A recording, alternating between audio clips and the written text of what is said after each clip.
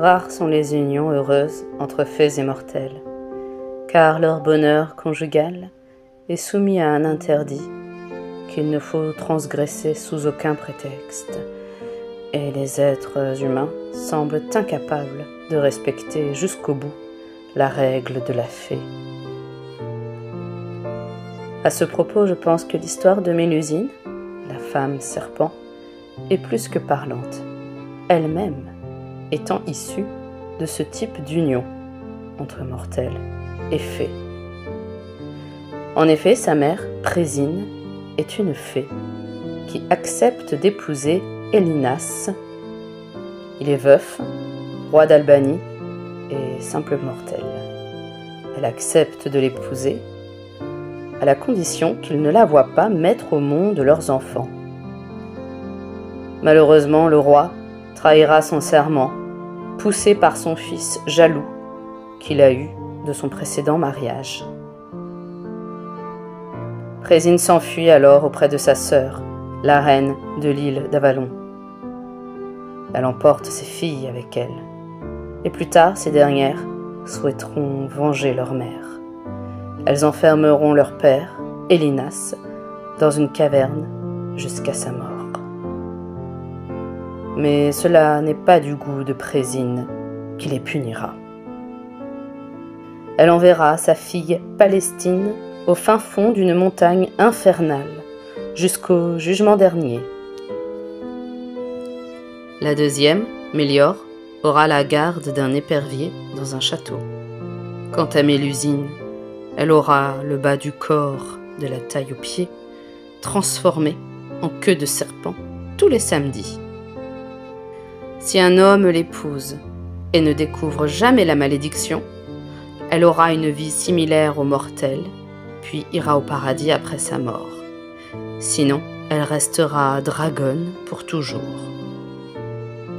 Chacune des sœurs va donc vers son destin, et Mélusine se réfugie dans les profondes forêts du Poitou.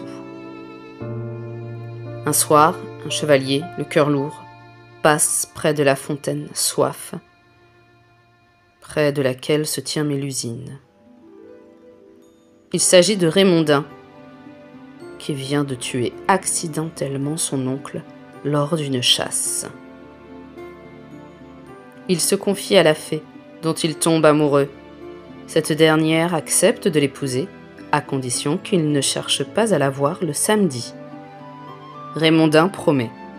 Sur les conseils de Mélusine, il retourne voir son cousin, à qui il raconte l'accident et les circonstances de la mort du père de ce dernier, ce qui allégera son cœur. Peu de temps après, le mariage entre Mélusine et Raymondin est célébré en grande pompe.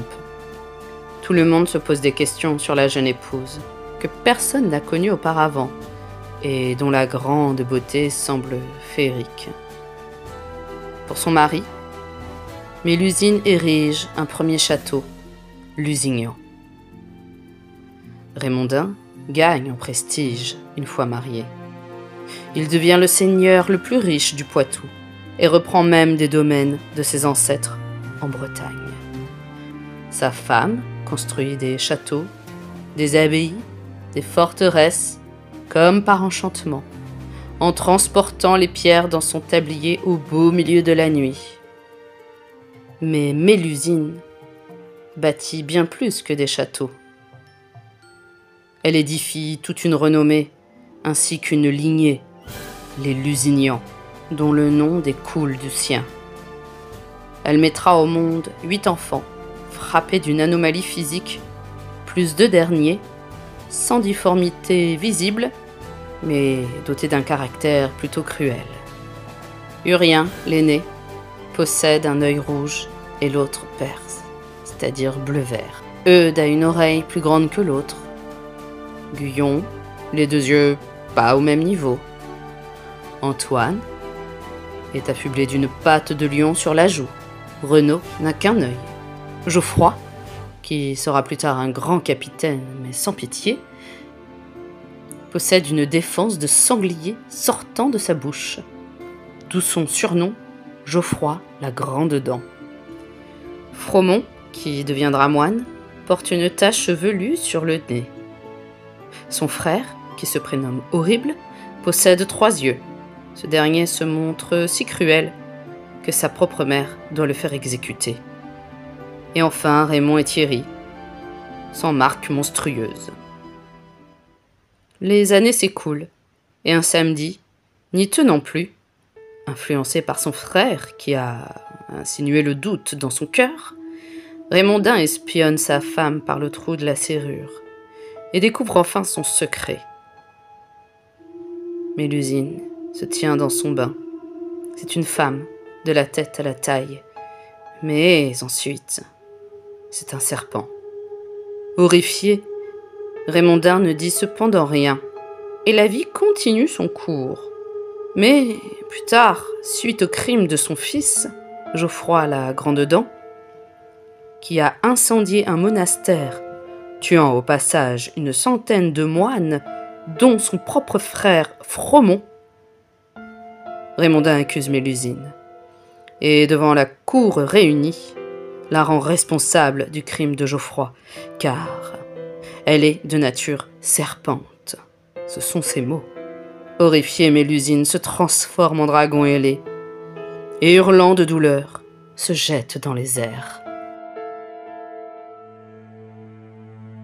Mélusine prédit le déclin progressif des Lusignans à chaque génération. Elle reviendra néanmoins certains soirs, veiller sur ses 2 derniers enfants, alors que tout le monde sera endormi. Elle réapparaîtra aussi pendant quelque temps, en haut des tours, la nuit, annoncer la mort d'un Lusignan, de ses cris effroyables et plaintifs. Ce qui n'est pas sans rappeler ici le rôle de la fée irlandaise, la fameuse Banshee. Enfin, je finirai en citant cet article issu du magazine numéro 2, Contes et légendes, dédié aux fées et aux sorcières. Dans les romans médiévaux, le nom de Mélusine signifie merveille. Au Moyen-Âge, la merveille étonne, questionne. Jean d'Arras, dans Mélusine ou la noble histoire de Lusignan, qui date de 1394, et Coudrette, dans le roman de Mélusine, datant de 1405, insiste sur cette ambiguïté de la nature de Mélusine, en la désignant tour à tour comme fée, dame ou serpent. Mélusine, créature hybride, ni animale, ni humaine, est donc un monstre, car elle n'appartient à aucune catégorie du monde. Derrière la double métamorphose de Mélusine, en serpent puis en dragon, se cachent des références allant des déesses serpents, incarnant la fertilité, au serpent guérisseur, en passant par la femme serpent, tentatrice de la Bible. La métamorphose ayant eu lieu dans un bain, certains auteurs en ont fait une créature des eaux à laquelle ils ont donné un corps de sirène, comme sur le vitrail de l'église Saint-Sulpice, à Fougères. Je vous remercie pour votre écoute. J'espère que cette vidéo vous aura plu. Si c'est le cas, pensez à liker, à laisser un petit commentaire, voire à vous abonner. Cela m'aiderait beaucoup pour le référencement. Je vous remercie et vous souhaite une belle journée ou une bonne nuit. À très bientôt.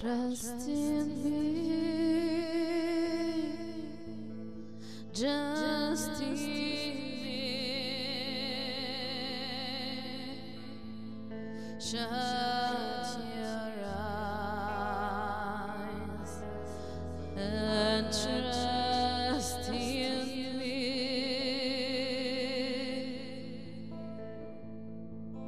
You can sleep safe and sound, knowing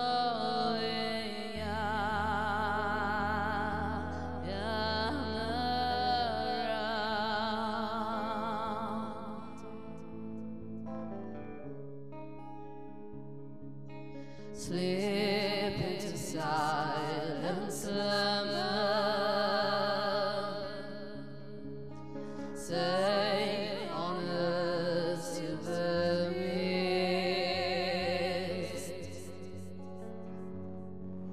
slow